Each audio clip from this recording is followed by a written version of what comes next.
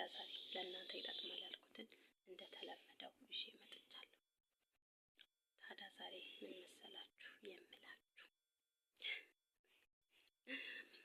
አብዛኛው ሰው ማለት ነው ስደት ላይ ሆኖ መናገር የሌለበትን ነገር እነግራችኋለሁ።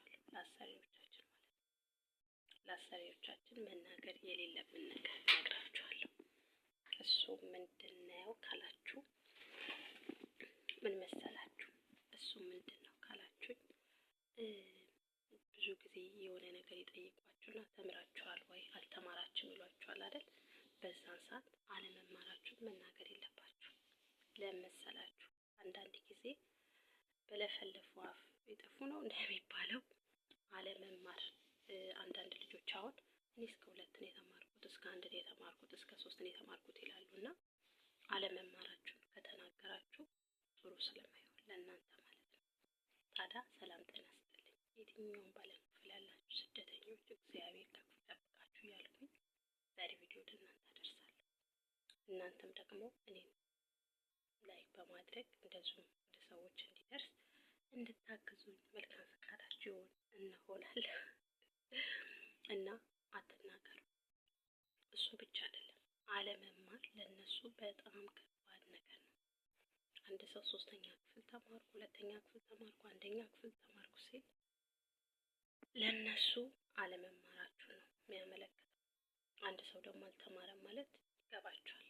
ብዙ መናገር አስፈላጊ ባይሆን ይገባችኋል። ስለዚህ ይህንን ነገር ለብዙዎች አንዳንድ ሰዎችን ያውን እንገናኝና ይነግሩኛል፣ አልተማርኩም እንደዚህ አላልኩም ብያት እኮ ከዛን ቀን ጀምሮ አንቺ ማንበባችን አንቺ መጻፋችን ወይ አንቺ እኮ እንደተማርሽ አይቆጠርም ትለኛለች ይላሉ። እና አትናገሩ። ምክንያቱም ብትማሩ ባትማሩ ለእነሱ የሚጠቅማቸው የሚጎዳቸው ነገር የለም። ትምህርት የሚጠቅመው ለግላችሁ ለራሳችሁ ነው። ሲጀመር ደግሞ እነሱም ትምህርት ተምረው እስከ ዩኒቨርሲቲ ደረጃ ደርሰው እንግሊዘኛ አይችሉም ብዙዎች፣ ምክንያቱም የሚማሩት በቋንቋቸው ስለሆነ። እኛ ደግሞ ብዙ መግባቢያ ቋንቋ ስላለን እንግሊዘኛ አልችልም እባላለሁ ብላችሁ ነው ብዙዎቻችሁ አልተማርኩም የምትሉት። ስለዚህ እንግሊዘኛ በትምህርት ብቻ የሚመጣ ነገር አይደለም፣ በተሞክሮ በልምድ እንደዚሁ ደግሞ በድፍረት የሚመጣ ነው። ስለዚህ አለመማራችሁን ለነሱ አታሳውቁ። ይጠቅማችኋል ያልኩትን ነው ይዤላችሁ የመጣው። እንደዚሁም እኔን ቤተሰብ በማድረግ ያላችሁ አስተያየት ያላችሁ ጥያቄ ኮሜንት ላይ ጻፉልኝ፣ እኔም ደግሞ መልስላችኋለሁ ማለት ነው። እና አለው እኔ እግዚአብሔር ይመስገን ለምታበረታቱኝ ከጎኔ ለሆናችሁ በጣም አመሰግናለሁ።